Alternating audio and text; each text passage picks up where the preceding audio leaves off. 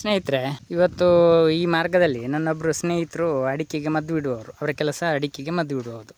ಅವರು ಹೀಗೆ ಹೋದರು, ಪುನಃ ತಿರುಗಿಕೊಂಡು ಬಂದು ನನ್ನನ್ನು ಕರೆದು ಹೇಳಿದರು, ನೋಡಿ ದಿನೇಶನ್ನ, ನಿಮ್ಮ ಅಡಿಕೆ ಗಿಡಕ್ಕೆ ಕೊಳೆ ರೋಗ ಬಂದಿದೆ, ನೀವು ನೋಡಲೇ ಇಲ್ವಾ ಅಂತ. ಅಂದರೆ ಈಗ ಪರಿಸ್ಥಿತಿ ಹೇಗೆ ಅಂತ ಹೇಳಿದರೆ, ಎಲ್ಲ ಕೃಷಿಕರ ಬಾಯಲ್ಲಿ ಒಂದೇ ಮಾತು, ಕೊಳೆ ರೋಗ ಇದೆಯಾ ಮದ್ದು ಬಿಟ್ಟಾಯ್ತಾ, ಕೊಳೆ ರೋಗ ಇದೆಯಾ ಮದ್ದು ಬಿಟ್ಟಾಯ್ತಾ ಅಂತ. ಇಲ್ಲಿ ಹೆಚ್ಚಿನವರ ಮನಸ್ಸಿನಲ್ಲಿ ನಮ್ಮ ತೋಟಕ್ಕೆ ಬರಬಾರ್ದು, ಇನ್ನೊಬ್ಬರ ತೋಟಕ್ಕೆ ಬಂದರೆ ಖುಷಿ, ಈ ರೀತಿಯ ಮನೋಭಾವದ ಜನರೇ ಹೆಚ್ಚು. ಈ ಮದ್ದು ಬಿಡುವವರು ನನಗೆ ಆ ಅರ್ಥದಲ್ಲಿ ಹೇಳಿದ್ದಲ್ಲ, ನಾನು ಇಲ್ಲಿಯಾದರೂ ನೋಡದಿದ್ದರೆ ನನ್ನ ಅಡಿಕೆಯನ್ನು ನಾನು ಕಳ್ಕೊಳ್ತೇನಲ್ಲ, ಅದಕ್ಕಾಗಿ ಅವರು ಆಚೆ ಹೋದವರು ಕೂಡ ತಿರುಗಿಕೊಂಡು ಬಂದು ನನಗೆ ಆ ಅಡಿಕೆ ಗಿಡವನ್ನು ತೋರಿಸಿದರು. ಈಗ ನಿಮಗೆ ಗಮನಿಸಿದರೆ ಇದು ಸ್ವಲ್ಪ ದೂರದಲ್ಲಿದ್ದೇನೆ ನಾನು, ಮತ್ತು ಈ ಗಿಡ ಸ್ವಲ್ಪ ಹೆಚ್ಚು ಎತ್ತರದಲ್ಲಿ ಕೂಡ ಇದೆ. ಹಾಗಾಗಿ ಸ್ಪಷ್ಟವಾಗಿ ನಿಮಗೆ ಕೊಳೆ ರೋಗ ಬಂದದ್ದು ಈ ಭಾಗದಲ್ಲಿ ಕಾಣುವುದಿಲ್ಲ. ಹಾಗಾದರೆ ಕೊಳೆ ರೋಗ ಎಲ್ಲಿದೆ ನೀವು ಸೂಕ್ಷ್ಮವಾಗಿ ಗಮನಿಸಿದರೆ ಕಾಣ್ತದಿಲ್ಲೋ ಗೊತ್ತಿಲ್ಲ, ಆದರೆ ಒಂದು ಸೋಗೆ ನೋಡಿ, ಆ ಜಾಸ್ತಿ ಕಾಯಿರುವ ಒಂದು ಸೋಗೆ ಆಚೆ ಬದಿಯಲ್ಲಿ ಬಗ್ಗಿಕೊಂಡು ಉಂಟು, ಕಾಣ್ತದೆ ನಿಮಗೆ. ಅದರ ಆಚೆ ಬದಿಯಲ್ಲಿ ಒಂದು 10-20 ಅಡಿಕೆಗೆ ಕೊಳೆ ರೋಗ ಬಂದಿತ್ತು ಸ್ನೇಹಿತರೆ. ಇದನ್ನು ನಾನು ಮೊದಲೇ ಗಮನಿಸಿ ನಿನ್ನೆಲ್ಲ ಮೊನ್ನೆ ನಾನು ಅದಕ್ಕೆ ಸೂಕ್ತ ಮದ್ದನ್ನು ಅಥವಾ ಸೂಕ್ತ ವ್ಯವಸ್ಥೆಯನ್ನು ಮಾಡಿದ್ದೇನೆ. ನನ್ನ ಅಡಿಕೆ ತೋಟದಲ್ಲಿ ಕೊಳೆ ರೋಗ ಬರುವಂಥದ್ದು ಅತ್ಯಂತ ಮಾಮೂಲು ವಿಷಯ. ಇದು ಯಾವುದೇ ಒಂದು ವಿಶೇಷ ವಿಷಯ ಅಲ್ಲ. ಕೊಳೆ ರೋಗ ಅಂತ ಹೇಳೋದು ಪ್ರಕೃತಿಯಲ್ಲಿ ಇರುವಂಥ ಒಂದು ಸೂಕ್ಷ್ಮಾಣುಜೀವಿ, ಫೈಟೋಪ್ತೆರಾ ಅಂತ ಹೇಳುವ ಒಂದು ಶಿಲೀಂಧ್ರ. ಇದು ನಮ್ಮ ನೈಸರ್ಗಿಕ ಭೂಮಿಯಲ್ಲಿ ಎಲ್ಲ ಕಡೆಯೂ ಇರ್ತದೆ. ಅಂದರೆ ಅದು ಅಲ್ಲಿ ಇದೆ ಇಲ್ಲಿದೆ ಅಂತಲ್ಲ. ಇದು ಅಡಿಕೆಯಿಂದ ಹಿಡಿದು ನಿಮಗೆ ಇಲ್ಲಿ ಒಂದು ತೋರಿಸ್ತೇನೆ, ಒಂದು ರಬ್ಬರ್ ತೋಟ ಇದೆ ನನ್ನ ತೋಟದ ಪಕ್ಕದಲ್ಲಿ ನೋಡಿ, ಇಲ್ಲಿ ನಿಮಗೆ ಕಾಣ್ಬೋದು. ಇದರ ಎಲೆಗಳೆಲ್ಲ ಉದುರಿ ಹೊದ್ದು ನಿಮಗೆ ಕಾಣ್ಬೋದು ನೋಡಿ, ಬೋಳಾಗಿ ಕಾಣ್ತದೆ.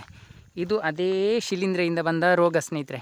ಇದು ಮೊದಲು ರಬ್ಬರ್ ಕಾಯಿಗೆ ಬರ್ತದೆ, ಆ ನಂತರ ಅದು ವಿಪರೀತವಾಗಿ ಜೋರಾಗಿ ಸಮಸ್ಯೆ, ಆಮೇಲೆ ಹಸಿ ಎಲೆಗಳೇ ಉದುರ್ತದೆ ನೋಡಿ. ಇಲ್ಲಿ ಕಾಣ್ಬೋದು ನಿಮಗೆ ಹಸಿ ಎಲೆ ಉದುರುದು ಹೇಗೆ ಅಂತ ನೋಡಿ. ಇದು ಫೈಟೋಪ್ತೆರಾ ಶಿಲೀಂಧ್ರದ ಒಂದು ಪ್ರಭಾವ. ಅಂದರೆ ಹಸಿ ಎಲೆಗಳೇ ಬೀಳುವುದು. ಈ ರೀತಿ ರಬ್ಬರ್ ಗಿಡಗಳಿಗೆ ರೋಗ ಬರಲಿಕ್ಕೆ ಪ್ರಾರಂಭ ಆಗಿ ಒಂದು 10-15 ವರ್ಷ ಆಯಿತು. ಇದಕ್ಕೆ ಕೂಡ ಮೊದಲೆಲ್ಲ ರಬ್ಬರಿಗೆ ಒಳ್ಳೆಯ ಬೆಲೆ ಇರುವಾಗ ಇದಕ್ಕೆಲ್ಲ ನಾವು ಬೋರ್ಡೋ ಮದ್ದನ್ನು ಸಿಂಪಡಿಸ್ತಿದ್ದೆವು. ಈಗ ಬಿಟ್ಟಿದ್ದೇವೆ, ಯಾಕಂತ ಹೇಳಿದರೆ ರಬ್ಬರಿಗೆ ಬೆಲೆ ಇಲ್ಲ ಅಂತ. ನೋಡಿ, ಇಲ್ಲಿ ಪಕ್ಕದಲ್ಲಿ ಕೂಡ ಒಂದು ತೋಟ ಇದೆ, ಅದರ ಪಕ್ಕದಲ್ಲಿ ನನ್ನ ತೋಟ ಇದೆ ಅಲ್ಲಿ ನೋಡಿ. ಇನ್ನು ನಿಮಗೆ ಜಾಸ್ತಿ ಹತ್ತಿರ ಹೋಗಿ ಅದೇ ಗಿಡವನ್ನು ತೋರಿಸ್ತೇನೆ, ಕೊಳೆ ರೋಗದ ಗಿಡವನ್ನು. ಅಂದರೆ ಜಾಸ್ತಿ ಕೃಷಿಕರು ಅಡಿಕೆಗೆ ಕೊಳೆ ರೋಗ ಬಂದರೆ ಎಲ್ಲ ಮುಗ್ದೋಯ್ತು ಅಂತಲೇ ತಿಳ್ಕೊಂಡಿದ್ದಾರೆ. ಅದನ್ನು ಹೇಗೆ ನಿಯಂತ್ರಣ ಮಾಡೋದು ಈ ವಿಷಯ ಗೊತ್ತೇ ಇಲ್ಲ. ಹೆಚ್ಚಿನ ರೈತರು ಸೋಲುವುದು ಇಲ್ಲಿ. ಅಂದರೆ ಇಲ್ಲಿ ನಾನು ಹೇಳ್ತಾ ಇರೋದೇನಂತ ಹೇಳಿದರೆ, ಪ್ರಕೃತಿಯಲ್ಲಿ ರೋಗ ಅಂತ ಹೇಳೋದು ಒಂದು ಸಹಜ ಕ್ರಿಯೆ ಸ್ನೇಹಿತರೆ. ನನ್ನ ತೋಟದಲ್ಲಿ ಯಾವುದೇ ರೋಗ ಇಲ್ಲ ಅಂತ ಯಾರಾದರೂ ಹೇಳಿದರೆ ಅದು ಒಂದು ಅವನು ಸುಳ್ಳು ಹೇಳ್ತಾನೆ, ಇಲ್ಲದಿದ್ದರೆ ಅವನು ನೋಡಿಲ್ಲ, ಇಷ್ಟೇ ನಾವು ತಿಳ್ಕೊಳ್ಬೇಕಾದ್ದು. ಹಾಗಾಗಿ ಪ್ರಕೃತಿಯಲ್ಲಿ ರೋಗ ಅಂತ ಬರುವಂಥದ್ದು ಮಾಮೂಲು ವಿಷಯ ಸ್ನೇಹಿತರೆ. ನಾನು ಆಗ ತೋರಿಸಿದ ಅಡಿಕೆ ಗಿಡ ಯಾವುದೋ ನನ್ನ ಸ್ನೇಹಿತರು ಹೇಳಿದಲ್ವ ನೋಡಿ, ಇದೇ ಗಿಡವನ್ನು ತೋರಿಸಿದ್ದು. ನಾವು ಬುಡವನ್ನು ಪರಿಶೀಲನೆ ಮಾಡಿದರೆ ಏನಾದರೂ ಬಿದ್ದಿದ ಅಂತ ಇಲ್ಲಿ ಕಾಣ್ಬೋದು. ಇದು ಕೂಡ ಕೊಳೆ ರೋಗದಿಂದ ಬಿದ್ದಿದ್ದು ಅಂತ ನಮಗೆ ಹೇಳಲಿಕ್ಕೆ ಆಗೋದಿಲ್ಲ. ಯಾಕಂತ ಹೇಳಿದರೆ ಕೊಳೆ ರೋಗದಿಂದ ಬಿದ್ದಿದ್ದರೆ ಇದರಲ್ಲಿ ಒಂದು ಬಿಳಿ ಬಣ್ಣದ ಫಂಗಸ್ ಕಾಣ್ತದೆ. ಹಾಗಾಗಿ ಇಲ್ಲಿ ಮೇಲ್ನೋಟಕ್ಕೆ ನೋಡುವಾಗ ಯಾವುದೇ ರೀತಿಯ ಕಾಯಿಗಳು ಬಿದ್ದಿಲ್ಲ. ಆದರೆ ಒಂದು 10-20 ಈ ರೀತಿಯ ಈ ಸಣ್ಣ ಗಾತ್ರದ ಅಡಿಕೆ ಇದರಲ್ಲಿ ಒಣಗಿದ್ದು ಕಾಣ್ತದೆ ದೂರದಿಂದ ನೋಡುವಾಗ. ಹಾಗೆ ಬೆಳಕಿಗೆ ಅದು ಕಾಣ್ತದೆ ದೂರದಿಂದ ನೋಡುವಾಗ. ಆದರೆ ಅವರು ಸ್ನೇಹಿತರು ಮದ್ದೇ ಬಿಡುವಂಥ ಕೆಲಸವನ್ನು ಮಾಡುವ ಕಾರಣ ಅವರಿಗೆ ದೂರದಿಂದಲೇ ಸ್ಪಷ್ಟವಾಗಿ ಗೊತ್ತಾಗ್ತದೆ ಕೊಳೆ ರೋಗ ಅಂತ ಹೇಳಿದರೆ ಯಾವುದು ಅಂತ. ಹಾಗಾಗಿ ಇಲ್ಲಿ ನೋಡಿದರೆ ಸೂಕ್ಷ್ಮವಾಗಿ ಗಮನಿಸಿದರೆ ಇಲ್ಲಿ ಕೆಲವು ಕಾಯಿಗಳು ಬಿದ್ದಿದೆ, ಆದರೆ ಅದು ಕೊಳೆ ರೋಗದಿಂದ ಬಿದ್ದಿದೆ ಅಂತ ಹೇಳಲಿಕ್ಕೆ ಆಗೋದಿಲ್ಲ. ಇದು ಕೊಳೆ ರೋಗದಿಂದ ಬಿದ್ದ ಕಾಯಿಗಳಲ್ಲ ಸ್ನೇಹಿತರೆ, ಇದು ಸ್ಪಷ್ಟವಾಗಿ ನಿಮಗೆ ಕಾಣ್ಬೋದು, ಇದು ಕೊಳೆ ರೋಗದಿಂದ ಬಿದ್ದದ್ದಲ್ಲ. ಬನ್ನಿ, ಅವರು ಹೇಳಿದ್ದು ಈ ಗಿಡವನ್ನಲ್ವ, ನಾನು ನಿಮಗೆ ಇನ್ನೊಂದು ಗಿಡವನ್ನು ನನ್ನ ತೋಟದಲ್ಲಿ ತೋರಿಸ್ತೇನೆ ನೋಡಿ. ಆ ಗಿಡದಲ್ಲಿ ಕೊಳೆ ರೋಗ ಬಂದಿತ್ತು. ಅದರಲ್ಲಿ ಕೂಡ ಒಂದು 10-20 ಕಾಯಿಗಳಿಗೆ ಕೊಳೆ ರೋಗ ಬಂದಿತ್ತು. ನನಗೆ ಏನೂ ಹೆದರಿಕೆ ಇಲ್ಲ, ಯಾಕಂತ ಹೇಳಿದರೆ ನನಗೆ ಗೊತ್ತುಂಟು ಸ್ನೇಹಿತರೆ ಸರಿಯಾದ ನಿಯಂತ್ರಣ ಕ್ರಮ ಹೇಗೆ ಅಂತ. ಪ್ರಕೃತಿಯಲ್ಲಿ ರೋಗ ಬರುವುದು ಸಹಜ ಕ್ರಿಯೆ ಅಂತ ನಮಗೆ ಗೊತ್ತಿದ್ದರೆ ನೀವು ಸಹ ಏನೂ ಚಿಂತೆ ಮಾಡುವ ಅಗತ್ಯ ಇಲ್ಲ. ನಾನು ಎಲ್ಲದಕ್ಕೂ ಉತ್ತರ ಹೇಳ್ತೇನೆ. ಇಲ್ಲಿ ನೋಡಿ, ನಿಮಗೆ ನಿಜವಾದ ಕೊಳೆ ರೋಗದ ಅಡಿಕೆ ಇಲ್ಲಿ ನಿಮಗೆ ಕಾಣಲಿಕ್ಕೆ ಸಿಗ್ತದೆ. ಇಲ್ಲಿ ಗಮನಿಸಿ ನೋಡಿ, ಇಲ್ಲಿ ನಿಮಗೆ ನೇರವಾಗಿ ಕಾಣ್ತದೆ ನೋಡಿ. ಕೊಳೆ ರೋಗದಿಂದ ಬಿದ್ದ ಅಡಿಕೆ ಆದರೆ ಇದರ ಮೇಲೆ ಒಂದು ಬೂಸ್ಟಿನ ರಚನೆ ಇರ್ತದೆ. ಇದು ನೋಡಿ ಅಂಟಿನ ರೀತಿ ಇರ್ತದೆ, ಇದೊಂದು ರೀತಿ ಅಂಟು ಬರ್ತದೆ. ಇಲ್ಲಿ ಕಾಣ್ಬೋದು ಕೊಳೆತ ರೀತಿ. ಇದು ಕೊಳೆ ರೋಗದಿಂದ ಬಿದ್ದ ಅಡಿಕೆ ನೋಡಿ,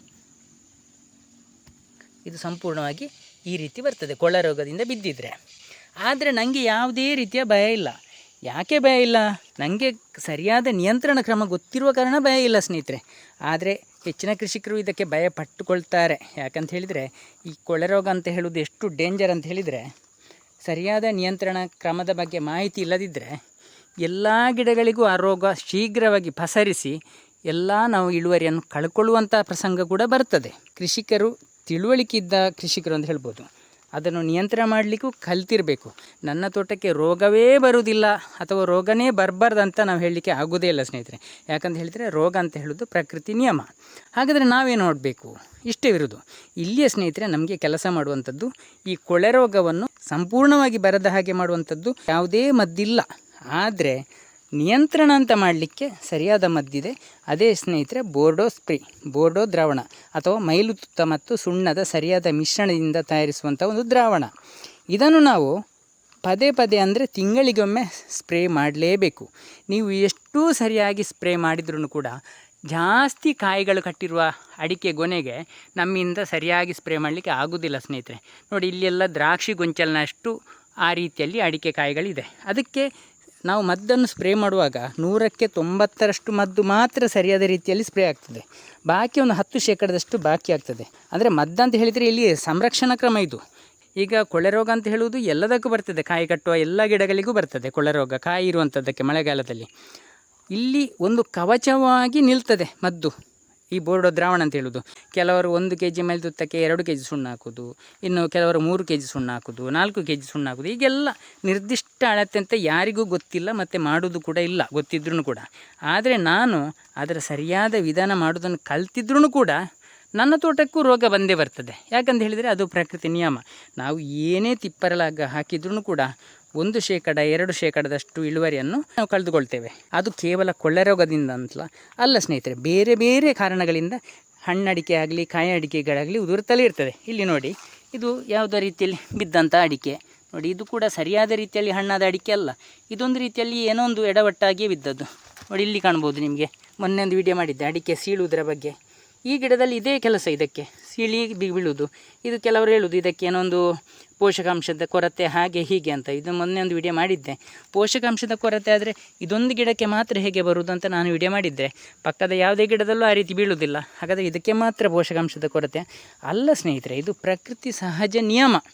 ಈ ಗಿಡದ ಶಕ್ತಿಯೇ ಅಷ್ಟು, ಈ ಗಿಡದ ಗುಣವೇ ಅಷ್ಟೇ. ನಾವು ತಿಳ್ಕೊಳ್ಬೇಕಾದ್ದು ಅಷ್ಟೇ. ಇಲ್ಲಿ ಕೂಡ ಹಾಗೆಯೇ, ನಮಗೆ ಎಷ್ಟು ಸರಿಯಾಗಿ ಮದ್ದು ಸ್ಪ್ರೇ ಮಾಡಿದ್ರೂ ಕೂಡ 100ಕ್ಕೆ 100 ಸರಿಯಾಗಿ ಎಲ್ಲ ಗೊನೆಗಳಿಗೂ ಮದ್ದು ಬಿಟ್ಟಿದೆ ಅಂತ ಹೇಳಲಿಕ್ಕೆ ಆಗೋದಿಲ್ಲ. ಹಾಗಾಗಿ ಸ್ವಲ್ಪ ಪ್ರಮಾಣದಲ್ಲಿ ಕೊಳೆ ರೋಗ ನಮ್ಮ ತೋಟಕ್ಕೆ ಅಂಟಿಕೊಳ್ಳುವ ಸಾಧ್ಯತೆ ಇರ್ತದೆ. ಆದರೆ ನಾವು ಬುದ್ಧಿವಂತರಲ್ವ ಮನುಷ್ಯರು, ನಾವು ಅದನ್ನು ಹೇಗೆ ಕಂಟ್ರೋಲ್ ಮಾಡಬಹುದು ಅಥವಾ ಅದನ್ನು ನಿಯಂತ್ರಣದಲ್ಲಿ ಇಟ್ಟುಕೊಳ್ಬಹುದಂತ ತಿಳ್ಕೊಂಡಿದ್ದರೆ ನಮ್ಮ ಅಡಿಕೆ ಕಾಯಿಗಳನ್ನು ಸಾಕಷ್ಟು ಪ್ರಮಾಣದಲ್ಲಿ ಉಳಿಸ್ಕೊಳ್ಬೋದು. ಹೆದರಿಕೆ ಯಾರಿಗೆ ಇರುವುದು? ಅದೇ ಸ್ನೇಹಿತರೆ, ಇನ್ನೊಬ್ಬರನ್ನು ಅವಲಂಬಿಸಿದವರಿಗೆ ಮತ್ತು ಸರಿಯಾಗಿ ಮದ್ದು ಮಾಡಲಿಕ್ಕೆ ಗೊತ್ತಿಲ್ಲದವರಿಗೆ. ಅಂದರೆ ನಾನು ಸಹಜವಾಗಿ 1 kg ಮೈಲುತುತ್ತಕ್ಕೆ 7 pH ಬರುವ ಹಾಗೆ ಸುಣ್ಣವನ್ನು ಹಾಕ್ತೇನೆ. ಅದು ಕೆಲವು ಸಲ 350 ಗ್ರಾಮ್ಸು ಕೂತ್ಕೊಳ್ಬೋದು, 400 ಗ್ರಾಮ್ಸು ಕೂತ್ಕೊಳ್ಬೋದು, ಹೇಳಲಿಕ್ಕೆ ಆಗಲ್ಲ. ನಿಮಗೆ ಟಿಪ್ಸು ಏನಂತ ಹೇಳಿದರೆ, ಈಗ ಒಂದು ಅಡಿಕೆ ಗಿಡದಲ್ಲಿ ಕೊಳೆ ರೋಗದ ಕಾಯಿಗಳು ಬಿದ್ದಿದೆ ಅಂತ ಇಟ್ಕೊಳ್ಳುವ. ಆ ಅಡಿಕೆ ಗಿಡದಲ್ಲಿ ಕೊಳೆ ರೋಗದ ಕಾಯಿಗಳು ಬಿದ್ದಿದೆ ಅಲ್ವಾ? ಈಗ ನೀವು ಮಾಡಬೇಕಾದ್ದೇನಂತ ಹೇಳಿದರೆ, ನಾವು ಈ ಬೋರ್ಡೋ ದ್ರಾವಣ ಮಾಡುವಾಗ ಮೈಲುತುತ್ತವೇ ಶಿಲೀಂಧ್ರನಾಶಕ ಸ್ನೇಹಿತರೆ, ಅದನ್ನು ತಿಳ್ಕೊಳ್ಳಿ ಮೊದಲು. ಸುಣ್ಣ ಅಲ್ಲ, ಮೈಲುತುತ್ತವೇ ಶಿಲೀಂಧ್ರನಾಶಕ ಆದ ಕಾರಣ ನಾವು ಸಾಕಷ್ಟು ಸುಣ್ಣವನ್ನು ಕಮ್ಮಿ ಮಾಡಿದರೆ ಮೈಲುತುತ್ತದ ಶಿಲೀಂಧ್ರ ನಿರೋಧಕ ಗುಣ ಹೆಚ್ಚಾಗ್ತದೆ. ಹಾಗಾಗಿ ನಾವು ಅತಿ ಕಡಿಮೆ ಸುಣ್ಣವನ್ನು ಹಾಕಿ ಸ್ವಲ್ಪ ನೀರನ್ನು ತುಂಬ ಕಡಿಮೆ ಹಾಕಿ ಒಮ್ಮೆ ಸುತ್ತಲಿನ 10 ಅಡಿಕೆ ಗಿಡಕ್ಕೆ ನೀವು ಸ್ಪ್ರೇ ಮಾಡಿದರೆ ಆ ರೋಗ ಎದ್ದು ಹೋಗ್ತದೆ. ಇಲ್ಲದಿದ್ದರೆ ಏನಾಗ್ತದೆ, ಎಲ್ಲ ಗಿಡಗಳಿಗೂ ಹಬ್ಬಿ 30ರಿಂದ 40ರಷ್ಟು ಹೋಗ್ಬೋದು. ಎಲ್ಲ ಕಾಯಿಗಳು ಉದುರಿ ಹೋಗ್ತದೆ ಅಂತ ಅಲ್ಲ, ಆದರೆ ಬಹುತೇಕ ಗಿಡಗಳಲ್ಲಿ ನಿಮ್ಮ ಕಾಯಿಗಳು ಕೊಳೆ ರೋಗದಿಂದ ಉದುರಿ ಹೋಗುವ ಸಾಧ್ಯತೆ ಇರ್ತದೆ. ಅಷ್ಟೇ ಅಲ್ಲದೆ ಇನ್ನೂ ಗಂಭೀರತೆ ಆದರೆ ಅಡಿಕೆ ಗಿಡಗಳು ಕೂಡ ಸಾಯ್ತದೆ ಸ್ನೇಹಿತರೆ ಕೊಳೆ ರೋಗದಿಂದ, ಈ ಪೈಟೋಪ್ತರಾ ಶಿಲೀಂಧ್ರದಿಂದ. ಹಾಗಾಗಿ ಮಳೆಗಾಲದಲ್ಲಿ ಅಡಿಕೆಗೆ ಬಾಧಿಸುವ ದೊಡ್ಡ ಒಂದು ಸಮಸ್ಯೆಯ ರೋಗಗಳಲ್ಲಿ ಕೊಳೆ ರೋಗವೇ ಒಂದು ಆದ್ರೂ ಕೂಡ ನನ್ನಂತೆ ಅಥವಾ ನಮ್ಮಂತೆ ಮಾಹಿತಿ ತಿಳ್ಕೊಂಡಿದ್ದರೆ ಮತ್ತು ನಾವು ಸ್ವಂತವಾಗಿಯೇ ಮದ್ದು ಬಿಡುವವರಾಗಿದ್ದರೆ, ಇಲ್ಲಿ ಕೆಲವರಿಗೆ ಏನಾಗ್ತದೆ, ಏನೇ ರೋಗ ಬಂದಿದ್ದರೂ ಮದ್ದು ಬಿಡಲಿಕ್ಕೆ ಬೇರೆಯವರೇ ಬರುವಾಗ ನಮ್ಮ ಇಲ್ಲಿ ರೋಗದಿಂದ ಎಲ್ಲ ಹೋಗಿರ್ತದೆ. ಹಾಗಾಗಿ ಆದಷ್ಟು ನಾವು ದೋಟಿಯಲ್ಲಿ ಮದ್ದು ಬಿಡುವ ಕ್ರಮವನ್ನು ಅಭ್ಯಾಸ ಮಾಡಿಕೊಂಡ್ರೆ, ಈಗ ದೋಟಿಗಳೆಲ್ಲ ಬರ್ತದೆ, ನಾವೇ ಮದ್ದು ಬಿಡ್ಬೋದು, ಸ್ವಂತವಾಗಿಯೇ ಮದ್ದು ಬಿಡ್ಬೋದು. ಈ ದೋಟಿಗಳಲ್ಲಿ ನಾವು ಮದ್ದು ಬಿಡೋದನ್ನು ಅಭ್ಯಾಸ ಮಾಡಿಕೊಂಡಿದ್ದರೆ ನಮಗೆ ಬೇರೆಯವರನ್ನು ಕಾಯುವಂಥ ಒಂದು ಪ್ರಮೇಯನೇ ಬರುವುದಿಲ್ಲ. ಅಷ್ಟೇ ಅಲ್ಲದೆ ಕೊಳೆ ರೋಗದಿಂದ ಅಡಿಕೆಯನ್ನು ಕಳೆದುಕೊಳ್ಳುವ ಸಮಸ್ಯೆಯೂ ಇಲ್ಲ ಸ್ನೇಹಿತರೆ. ಹಾಗಾಗಿ ಈ ವಿಡಿಯೋನ ಯಾಕೆ ಮಾಡಿದ್ದೇನೆ ಅಂತ ಹೇಳಿದರೆ, ತುಂಬ ಕೃಷಿಕರು ನನ್ನ ಅಡಿಕೆ ತೋಟವನ್ನು ನೋಡಿ, ಓ ನಿಮಗೂ ಕೊಳೆ ರೋಗ ಬಂತಾ, ನಿಮ್ಮ ತೋಟಕ್ಕೂ ಬಂತಾ ಅಂತ ಕೇಳ್ತಾರೆ. ಇಲ್ಲಿ ಯಾವುದೇ ರಾಸಾಯನಿಕದ ಅಂಶ ಇಲ್ಲ ಸ್ನೇಹಿತರೆ. ನನ್ನ ತೋಟದಲ್ಲಿ ರಾಸಾಯನಿಕದ ಅಂಶ ಇಲ್ಲದಿದ್ದ ಕಾರಣ ನೈಸರ್ಗಿಕವಾಗಿರುವಂಥ ಎಲ್ಲ ಸಮಸ್ಯೆಗಳು ಇಲ್ಲಿ ಇದೆ. ಆದರೆ ರೋಗ ನಿರೋಧಕ ಶಕ್ತಿ ಕೂಡ ಈ ಗಿಡಗಳಿಗೆ ಜಾಸ್ತಿ ಇದೆ ಸ್ನೇಹಿತರೆ. ಹಾಗಾಗಿ ರಾಸಾಯನಿಕದ ಅಂಶ ಸಿಂಪಡಣೆ ಮಾಡಿದ ತೋಟದಲ್ಲಿ ಮೇಲ್ನೋಟಕ್ಕೆ ನೋಡಿದರೆ ಅಲ್ಲಿ ರೋಗದ ಬಾಧೆ ಕಮ್ಮಿ ಇದ್ರೂ ಕೂಡ ಒಂದು ವೇಳೆ ಆ ಗಿಡಗಳಿಗೆ ರೋಗ ನಿರೋಧಕ ಶಕ್ತಿ ಇರುವುದಿಲ್ಲ. ಒಂದು ವೇಳೆ ರೋಗ ಬಂದಿದ್ರೂ ಕೂಡ ನಿಮಗೆ ಅದರ ನಿಯಂತ್ರಣ ನಿಮ್ಮ ಕೈಯಲ್ಲಿ ಇರುವುದಿಲ್ಲ. ಆದರೆ ಈ ರೀತಿ ನನ್ನ ನೈಸರ್ಗಿಕ ವಿಧಾನದಲ್ಲಿ ಮಾಡಿರೋ ತೋಟಗಳಲ್ಲಿ ಪ್ರತಿ ಜಾಗದಲ್ಲೂ ಇಲ್ಲಿ ನೈಸರ್ಗಿಕವಾಗಿರುವಂಥ ಎಲ್ಲವೂ, ಅದು ರೋಗದಿಂದ ಹಿಡಿದು ನಮಗೆ ಉಪಕಾರ ಮಾಡುವಂಥ ಜೀವಿಗಳಿಂದ ಹಿಡಿದು ಉಪದ್ರ ಮಾಡುವಂಥ ಫಂಗಸ್ಗಳವರೆಗೆ ಎಲ್ಲವೂ ಇಲ್ಲಿ ಇರ್ತದೆ. ಆದರೆ ರೋಗ ನಿರೋಧಕ ಶಕ್ತಿ ಕೂಡ ಅಡಿಕೆ ಗಿಡದಲ್ಲಿ ಇರ್ತದೆ. ಅಷ್ಟೇ ಅಲ್ಲದೆ ನನಗೆ ಕೂಡ ಸಾಕಷ್ಟು ತಿಳುವಳಿಕೆ ಮತ್ತು ಮಾಹಿತಿ ಗೊತ್ತಿರೋದ್ರಿಂದ ನಾನು ಕೂಡ ಅದರ ನಿಯಂತ್ರಣವನ್ನು ಅತಿ ಸುಲಭದಲ್ಲಿ ಮಾಡ್ತೇನೆ. ನನಗೆ ಯಾವುದೇ ರೀತಿಯ ಅಡಿಕೆಗೆ ಇಳುವರಿ ನಷ್ಟ ಆಗದ ಹಾಗೆ. ಈ ಕೃಷಿ ಮಾಹಿತಿ ನಿಮಗೆಲ್ಲ ಇಷ್ಟವಾಗಿದ್ದರೆ ಸಬ್ಸ್ಕ್ರೈಬ್ ಮಾಡದೆ ನೋಡ್ತಿದ್ದರೆ ದಯವಿಟ್ಟು ಸಬ್ಸ್ಕ್ರೈಬ್ ಮಾಡಿ. ಹಾಗೆಯೇ ಬೇರೆಯವ್ರಿಗೂ ಶೇರ್ ಮಾಡಿ, ಒಂದು ಲೈಕ್ ಕೊಡಿ ಸ್ನೇಹಿತರೆ.